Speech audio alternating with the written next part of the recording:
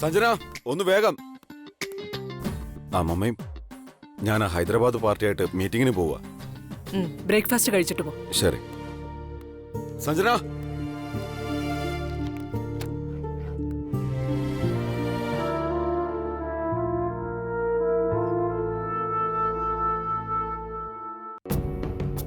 നിന്റെ കോട്ട് എവിടെ?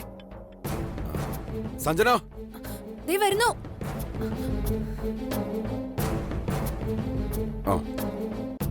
ഇവൻ പോകുന്നത് വലിയ വലിയ മീറ്റിങ്ങുകൾക്ക്. പ്രോപ്പറായിട്ട് ഡ്രസ് ചെയ്യണമെന്ന് അറിഞ്ഞൂടെ നിനക്ക്? എല്ലാം കൃത്യമായിട്ട് എടുത്തു വെച്ചാൽ എന്താ? അതോ അതിനുണ്ടോ ന്യായം? സ്വന്തം കുടുംബത്തിൽ അങ്ങനെയുള്ള ശീലങ്ങളൊന്നും ഉണ്ടായിട്ടില്ലല്ലോ.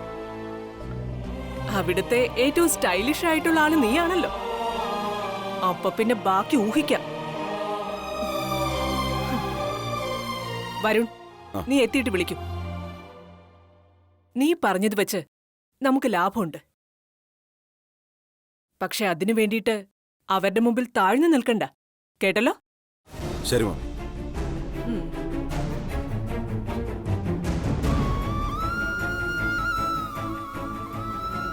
വരുൺ, കോട്ട് ഞാൻ അവിടെ എടുത്തു വെച്ചിരുന്നതല്ലേ? വരുൺ മറന്നിറങ്ങിയതല്ലേ? അതിന് മമ്മി എന്നെ വഴക്ക് പറഞ്ഞപ്പോ അറ്റ്ലീസ്റ്റ് അതെങ്കിലും പറയായിരുന്നില്ലേ? എന്തിന്? മമ്മി അങ്ങനെ ചോദിച്ചതുകൊണ്ട് തനിക്ക് എന്തെങ്കിലും നഷ്ടമുണ്ടായോ? നത്തിങ്. So leave it. ഒന്നുമില്ല വരുൺ. മമ്മി എന്നെ പറഞ്ഞാലും ഒന്നുമില്ല, എന്റെ കുടുംബത്തിനെ പറഞ്ഞാലും ഒന്നുമില്ല. പിന്നെ ഞാൻ എന്താ ചെയ്യേണ്ടിയിരുന്നത്? ഭർത്താവിന്റെ ഭാഗത്ത് നിന്ന് ചെറിയൊരു പ്രൊട്ടക്ഷൻ ആരും പ്രതീക്ഷിക്കും വരും. നീ ടി വിയിൽ ഏതെങ്കിലും ചർച്ചകൾ കാണാറുണ്ടോ? ഞാനെപ്പോഴാ ടിവിയുടെ മുന്നേ ഇരിക്കുന്നേ? അല്ല, നിന്റെ ചോദ്യത്തില് ഒരു ചർച്ചയുടെ ഒക്കെ താളം. ഭർത്താവിന്റെ പ്രൊട്ടക്ഷൻ എന്നൊക്കെ പറഞ്ഞ് അതിനും കളിയാക്കി.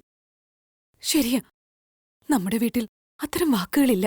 പകരം മമ്മി എന്ത് ചിന്തിക്കുന്നു, പ്രവർത്തിക്കുന്നു, മമ്മി എങ്ങനെ സന്തോഷിപ്പിക്കാം, അതൊക്കെയല്ലേ ഉള്ളൂ.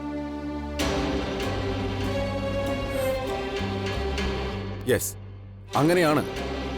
ബിക്കോസ് മമ്മിയുടെ ഉപദേശങ്ങൾ, എന്നെക്കുറിച്ചുള്ള പ്ലാനിങ്സ് ഒന്നും വെറുതെ ആയിട്ടില്ല. So I respect Har. ബിസിനസ്സിൽ എനിക്ക് വേണ്ട അന്തരീക്ഷം ഒരുക്കി തന്നതും എന്നെ ഈ പൊസിഷനിൽ എത്തിച്ചതും മമ്മിയാണ്. മതി, വരുൺ പൊയ്ക്കോളൂ. ഞാനെപ്പോഴും ഇങ്ങനെയുള്ള അബദ്ധങ്ങൾ കാണിക്കും. ഒരു കാര്യമില്ലാത്തടുത്ത് ചില പരാതികൾ പറഞ്ഞു പോവും. സോറി.